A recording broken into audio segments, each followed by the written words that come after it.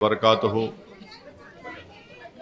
मोअज़्ज़िज़ हमारी इज़्ज़तदार माँ और बहनों, मेरे तमाम मजलिस रुफ़क़ा, बसे पर्दा बैठकर सुनने वाली मेरी माँ और बहनों, आज इतनी बड़ी तादाद में हमारी माँ और बहनें आज के इस इंतखाबी जलसे में शिरकत कर रही हैं। मैं आपका शुक्रिया अदा करता हूँ कि आपने अपना कीमती वक्त निकाल कर आज MIM पार्टी के इस इलेक्शन मीटिंग में आप आए हैं। आपका बेहद शुक्रिया। और मुझे मालूम कि आप लोग काफ़ी जिम्मेदारियां आपको घर में रहती हैं, मगर इसके बावजूद भी आज आप यहाँ पर आए, आपका बहुत शुक्रिया। आपकी मौजूदगी से हमारे हौसले भी बुलंद होते हैं और हमको यकीन है कि 30 नवंबर के दिन आप तमाम लोग मिलकर अपने एक वोट का इस्तेमाल पतंग के निशान पर जनाब माजिद हुसैन के हक़ में इस्तेमाल करेंगी। मैं आपको शुरुआत में बताना ज़रूरी समझता हूँ कि यहाँ की हमारी माँ और बहनों ने इस बात का मुतालबा किया कि यहाँ पर एक आंगनवाड़ी सेंटर की ज़रूरत है और ITI में काफ़ी ज़मीन भी है। तो मैं आपको वादा कर रहा हूँ कि इंशाअल्लाह ताला इलेक्शन के बाद एक नहीं बल्कि कम से कम 2 से 3 आंगनवाड़ी सेंटर हमको मंजूर करना बहुत ज़रूरी है। खैर थालियाँ मत मारो, सुनो। आंगनवाड़ी सेंटर से ही मासूम बच्चों को खाना मिलता और जो हमारी माँ और बहनें हामिला हैं, प्रेग्नेंट है, वो भी आंगनवाड़ी सेंटर को आती हैं, तो उनको जो ज़रूरत है उन प्रोटीन्स की या जो भी है उनको ताकत की, तो वो आंगनवाड़ी सेंटर से वो मकसद भी पूरा होता। तीसरी बात यह है कि बहुत से आंगनवाड़ी सेंटर काम कर रहे हैं, अब उनको अपने पैसों से खाना खरीद के लाना पड़ता और पेमेंट में उनको थोड़ी देरी हो रही है। तो उस ताल्लुक़ से भी हम बहुत से जगह पर जाकर काम किए हैं और जो आंगनवाड़ी सेंटर अभी काम कर रहे हैं उनके पैसे जो रुके हुए थे वो भी हमने इलेक्शन से पहले दिलवाए। मगर आज आपने कहा कि एक आंगनवाड़ी सेंटर की ज़रूरत है। इंशाअल्लाह ताला मैं आपसे वादा कर रहा हूँ कि ITI की ज़मीन काफ़ी है। हुकूमत से, लेबर डिपार्टमेंट से हम बात करके वहाँ पर ज़मीन लेकर एक कम्युनिटी हॉल और एक ITI का सेंटर, उसमें आंगनवाड़ी का सेंटर भी कायम करेंगे और साथ ही साथ उसमें उस कम्युनिटी हॉल में एक स्विंग सेंटर भी रहेगा जहाँ पर हम ख़वातीन को वहाँ पर स्विंग मशीन्स और दूसरे जिगजैग मशीन के ज़रिए से उनको सिखाया जाएगा और सिखाने के बाद इंशाअल्लाह ताला वहाँ से उनको एक सिलाई की मशीन भी दी जाएगी। ड्रेनेज की लाइन के ताल्लुक़ से मुतल्लिक़ा रुकने बल्दिया जनाब कासिम साहब ने बताया है कि वो काम मंजूर हो चुका है, प्रोजेक्ट का लाइन है, काम मंजूर हो चुका है। इंशाअल्लाह अनक़रीब में वो काम शुरू होगा, क्योंकि महावीर अस्पताल से वो लाइन को डालकर यहाँ तक लाना है। हमारी माँ और बहनों ने कहा कि पेंशन की भी ज़रूरत है, तो पेंशन तो अब इलेक्शन से पहले बंद है, इलेक्शन के बाद पेंशन और राशन कार्ड भी जब गवर्नमेंट खोलेगी तो इंशाअल्लाह ताला ये दोनों काम हमारे मुताल्लिक़ा मजलिस के ज़िम्मेदारान और कॉरपोरेटर साहब और इंशाअल्लाह आपकी दुआओं से माजिद हुसैन रुकन असम्बली बनेंगे, मुझे यकीन है कि ज़रूर बनेंगे, तो ये पेंशन और राशन के कार्ड का काम भी इंशाअल्लाह ताला मुकम्मल होगा। डबल बेडरूम 2 BHK का आप कह रहे हैं, तो ये भी इलेक्शन के बाद ड्रा होगा और कई जगहों पर अगर 2 BHK में नाम भी नहीं मिलेगा तो गृहलक्ष्मी स्कीम के तहत अगर आपकी ज़मीन है, अगर आप घर बनाना चाहते हैं, तो वहाँ पर आपको गवर्नमेंट से हम मेरे ख़्याल से 5 लाख या 10 लाख, कितना है गृहलक्ष्मी, मेरे ख्याल 3 लाख है, इंशाअल्लाह वो भी आपको हम मंजूर करा के दिलाएंगे। तो ये मैं आपसे वादा कर रहा हूँ कि इंशाअल्लाह ताला हम आपके ये जो मुतालबात हैं इंशाअल्लाह ताला उसको पूरा करेंगे। मेरी आपसे गुजारिश यही है, ख़ास तौर से अहलियान महल्ला से, कि 30 नवंबर के दिन आप अपना एक एक वोट मजलिस के हक़ में इस्तेमाल करिए। ये हमेशा ये बस्ती, ये इलाक़ा हमारे बुज़ुर्गों ने मजलिस को मजबूत किया है। यहाँ पर आज मेरा छोटा भाई मुजीब है और मुजीब के दादा मरहूम बुढ़न साहब रहमतुल्लाह अलैह, अल्लाह उनकी मग़फ़रत करे, वो अपनी जवानी में मजलिस को मजबूत किए। अल्हम्दुलिल्लाह आज मजलिस एक मुकाम तक पहुँची, हमारे बुज़ुर्गों की मेहनत और क़ुरबानियों का नतीजा रहा। तीसरी बात यह है कि मजलिस पर एक इल्ज़ाम लगाया जाता है कि मजलिस दूसरे समुदायों की या दूसरे मज़हब के लोगों की, हमारे हिंदू भाई हो या दलित भाई हो, मजलिस उनके ख़िलाफ़ है। मैं आपको बता रहा हूँ कि आप कभी दारुस्सलाम को आकर देखिए। हम जब दारुस्सलाम में बैठते हैं हफ्ते में 6 दिन, सुबह 10:30 से दोपहर में 3 बजे तक, मुझसे कई लोग आकर मेरे से लेटर लेकर जाते कि असद साहब हमको तिरुपति जाना है, लेटर दो। मैं एक नहीं बल्कि मेरे पास लेटर टाइप करे रहते। मैं उनको कहता हूँ ले लो भाई। कोई आकर हमसे कहता है कि सीएम रिलीफ फंड में हमको पैसे दिलाइए, हम बीमार हैं, तो हम ना सिर्फ उनका लेटर टाइप करा के बल्कि गवर्नमेंट के पास जाकर उनका सीएम रिलीफ फंड मंजूर करवाते हैं और फिर जब चेक आता है तो बुलाकर दारुस्सलाम में उनको देते हैं। ये नहीं देखते कि इन्हों हिंदू है या मुसलमान है, दलित है या बैकवर्ड क्लास है। कल्याण लक्ष्मी की स्कीम है, शादी मुबारक की भी स्कीम है। आप रिकॉर्ड उठाकर देख लिए, एक नहीं बल्कि कई, बल्कि मैं तो कहूँगा कि नामपल्ली में अगर गलत मैं ना कहूँ तो कम से कम 1000 या 1500-2000 के ऊपर कल्याण लक्ष्मी की स्कीम में भी चेक मिले और शादी मुबारक में भी मिले। आसरा पेंशन का मामला आया, उसमें भी हम दिलाए। तो मजलिस काम करना चाहती है। मजलिस ये नहीं देखती कि इन्हों क्या है, इन्हों कैसे है, इन्हों गोरे है या काले है या इन्हों क्या करते। हमारा काम एक ही है कि आप नामपल्ली के रहने वाले हैं, आप हमको वोट नहीं भी दिए तो हमारा काम करना हमारी जिम्मेदारी है। आप अगर वोट से हमको नवाजेंगे तो हम और ताकत से आपकी खिदमत कर सकेंगे। तो मेरी आप तमाम लोगों से अपील है कि मजलिस ने एक बेहतरीन उम्मीदवार को, कैंडिडेट को नामपल्ली हलके से उतारा है। ये 3 साल तक हैदराबाद की बल्दिया का मेयर था। ये बहैसियत मेयर माजिद हुसैन के ज़माने में, मैं आपको बता रहा हूँ कि आज आप देखते हैं कि अन्नापूर्णा खाने की स्कीम है 5 रुपये की। आप शहर में देखते जहाँ लेबर अड्डे है बहुत से है, 11 बजे से दोपहर में 2-3 बजे तक 5 रुपये में वो गरम खाना मिलता। वो कौन स्कीम शुरू किया? जब माजिद मेयर थे, माजिद हुसैन के ज़माने में वो स्कीम का आगाज़ हुआ और मजलिस ने उसको शुरू करवाया था कि गरीबों को खाना मिलना चाहिए। 5 रुपये में खाना, गरम गरम खाना मिलता। फिर आप देखते हैं कि सालार मिल्लत वाटर प्लांट है, वाटर प्लांट में आप 5 रुपये डालिए, 11 लीटर साफ पानी आता।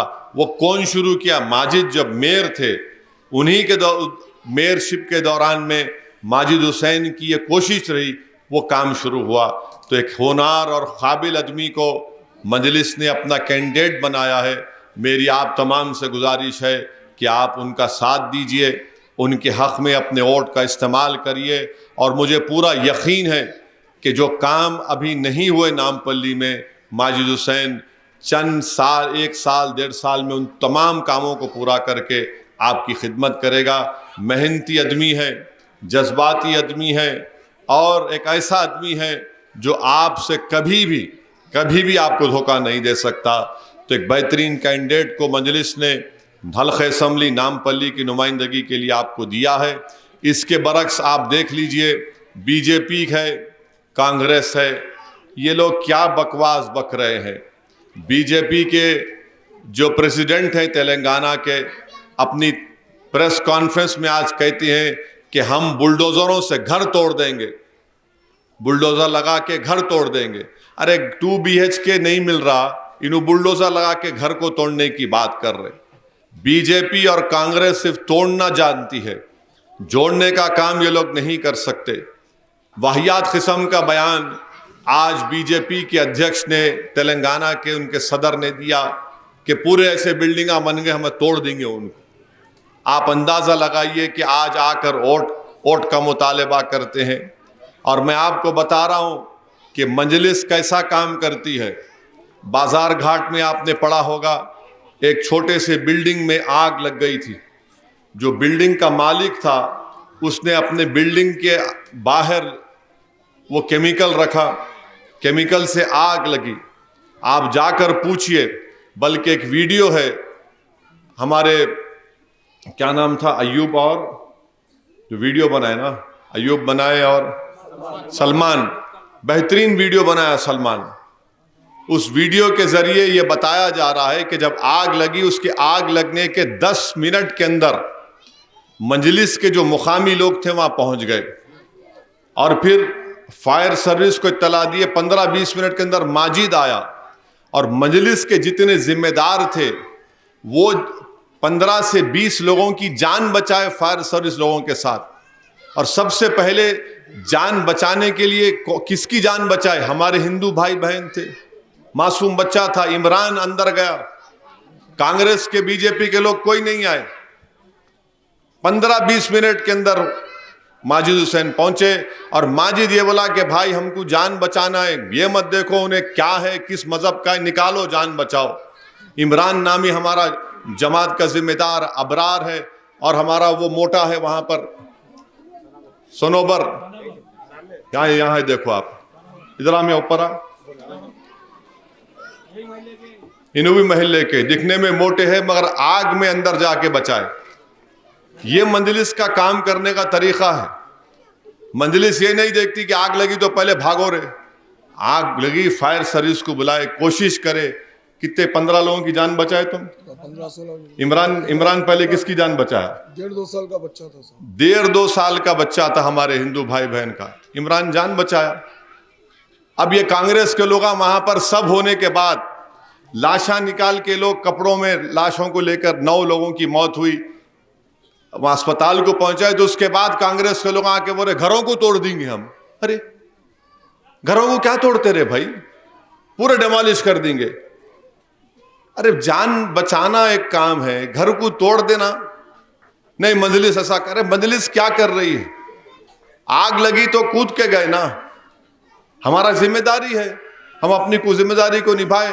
वो केमिकल रखना गलत था, वो अलग बात है। नहीं नहीं नहीं, मजलिस बस दुश्मनी मजलिस से 9 लोग मर गए, उन लाशों पे सियासत खेल रहे। ये कांग्रेस पार्टी आपके लिए बुरे वक्त पे नहीं आते। आप खुद पूछो 5 साल में कहां नजर आई कांग्रेस बीजेपी? आपको कहीं पर भी नजर नहीं आया आपको। आप इलेक्शन आ गया तो चलो पूरे के पूरे व्हाइट शर्ट पहन के अम्मा, अन्ना, अक्का, ताता हमारा ख्याल रखो।